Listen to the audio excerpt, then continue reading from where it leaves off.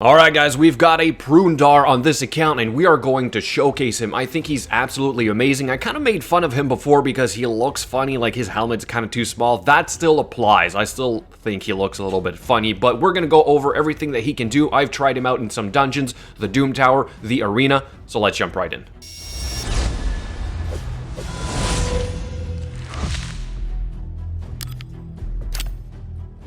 Before we jump in, let me remind you guys that I stream on Monday, Wednesday, and Friday nights, which means that tonight I will be on Twitch for an account giveaway, so make sure you join if you want to have a chance at winning one of those. Now, here's our Prundar, and huge shout out to Fatville for letting me build him on his account. I decided to go with a stun set because I kind of look at this champion similarly to how I have geared a Tormin on my account. So I would literally just take the gear, swap it over to this guy, because I think he would do somewhat the same thing. And with the AoE provoke that is not at 100% chance of being applied, adding a stun set means that you almost have a guaranteed form of AoE crowd control with the masteries that I'm using, which I'll show you guys in a second. You also, on top of that, have somewhat of a healer here, right? So he's a support champion at the same time, which will add a lot of survivability, not to mention that he's tougher and you get to counter attack. So you pair him up with another like a counter attack champion or another provoke champion, and you've got yourself a very annoying counter attacking champ, which has a stun on the A1 and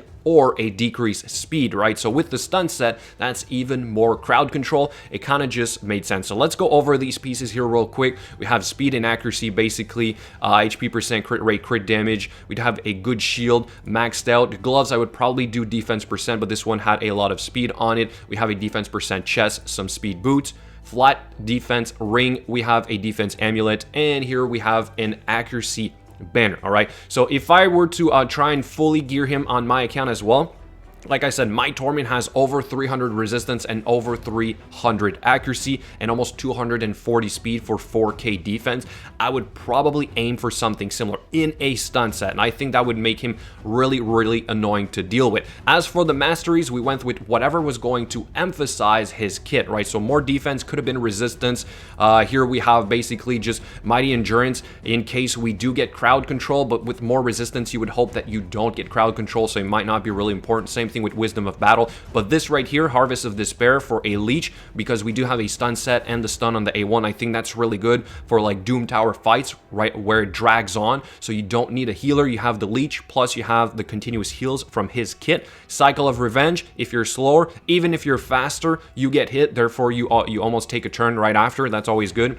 Deterrence, you want to counter attack with his A1, I think that's good. And fearsome presence, I think fits him perfectly because we don't have a 100% chance of stun or provoke, and we are using a stun set, therefore this is all working towards that. Down the support tree here, more accuracy, taking more turns when the debuffs expire. Evil Eye, because that first hit is always good for the turn meter control. Cycle of magic, and of course lasting gifts. Now let's see what he can do. All right, so here we go. Here we're on the hard Doom Tower, and we want to see this guy in action. Obviously here he's going to open up with his A2. We get 3 provokes, which is again very good, but it's not perfect, right? So you're not completely locking down the enemy team here, and that's sort of like the criticism that I would have about him, is that much like Tormin, I feel like my Tormin really excels at doing some crowd control when I have a stun set on him, because you're placing the provoke, but you're also getting a chance of placing the stun. So for that AoE initial sort of like nuke, you're hoping to get all of them, but right there we start getting some counter attacks. We get a stun on that champion.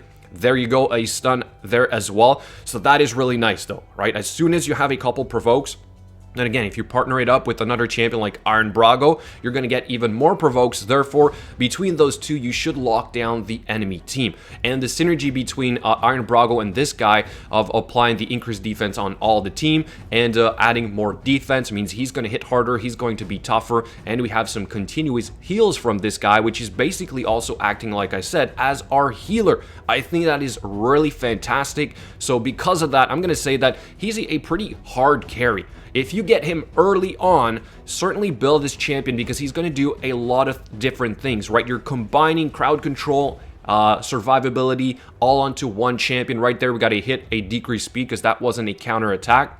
which is also really important, right? So decreased speed is a very valuable buff to bring to basically almost any fight, especially boss fights like the Ice Golem. There we got a big AoE, which is reasonable, right? So he has decent stats. I'll show you guys the multiplier in a second. Right there, we got a A1, which reduced the speed. Unfortunately, this was not a counter attack. And then this is going to be just about done. Of course, we have a very solid damage dealer here, which is Rotos. But again, I think that overall, what he brings to a team is absolutely fantastic. Add turn meter control to your team, much like a Lissandra here, and I think you've got yourself a pretty complete team. Now we got a stun from Iron Brago right there, and there you go, done. All right, so here we go. Now we're in the Ice Golem, and I wanted to see this guy in action in here as well. So I still have Iron Brago right there, his AoE, provoke, and stun. So we almost don't need Iron Brago right now, but he's just there for some added crowd control as well as bringing the decreased attack for the boss fight itself, right? We have our decreased defense from Rotos, and we have on top of that more counter attacks from a Valkyrie, Lissandra for more turn meter control. So again, it's not just about Prundar, it's always about the entire team. But right now, what I wanted to see from this guy was overall, how good is he at controlling these waves for us to protect our other champions, right? So that big opener move there was really solid. Right there, we start counter-attacking. We get Evil Eye to proc for some turn meter reduction, so that's also really solid. So again, any other champions that have placed a provoke on the enemies and they attack that champion, this guy might also counter-attack, right? So if you have an Umbral, this would be fantastic. If you have, like I said, a Torment, that would be great as well. Or the recently more accessible Iron Brago, I think that is number one. So reasonable time for a wave for this type of team. And now here we are on the boss fight. We want to see real quick here what he can do on these ads, right? Because they are a problem on here as well. If you can crowd control them with an AoE stun, or sorry, a A1 stun right there, that is obviously not from the skill itself, that was from the set. All right, so that is huge. Right off the bat, you prevent debuffs from being applied on your team, means you can probably survive a little bit easier, right? We got a decreased turn meter right there as well, so that's always pretty useful.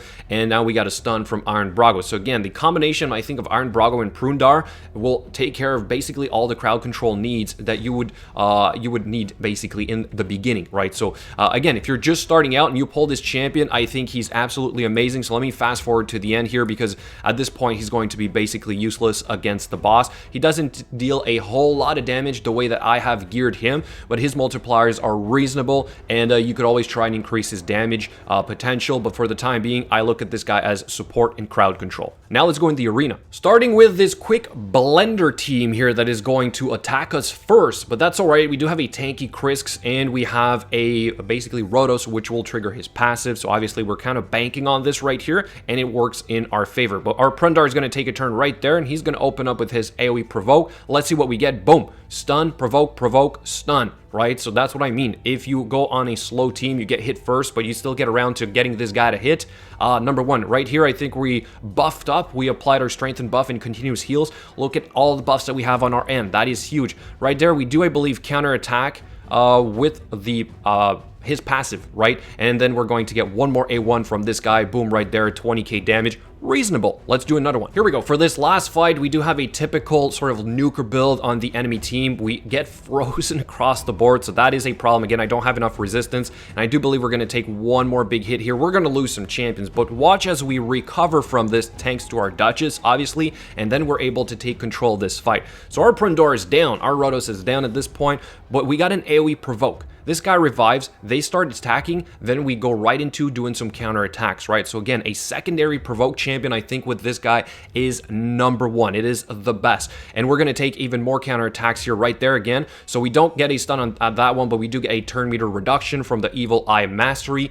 Then we're going to apply AoE decreased defense. Oh, sorry, that was just a big hit from Krisk. Now we have our provoke from our guy, right? So we got two of them, and then our Rotos is going to work. And watch how we like literally came back to like full HP. Of course, Krisk is helping quite a bit, but overall, I think with like a Duchess on a very tanky team, this guy can be extremely annoying to kill, right? Not to mention all that crowd control right there, A1 stun yet again. I think that is the best, right? So again, guys, if you're starting out, even if you're mid-game, you want a good champion for faction wars, definitely build this big guy right here. Prundar is a really solid champion. I will most likely build him on my account. So anyway, here's a quick recap of his gear. We do have a stun set on this guy. All the skills are done, and for the masteries, here are the ones that I've decided to use for this quick showcase. And here's a quick overview of the Great Hall, sorry, in case you guys are trying to compare stats.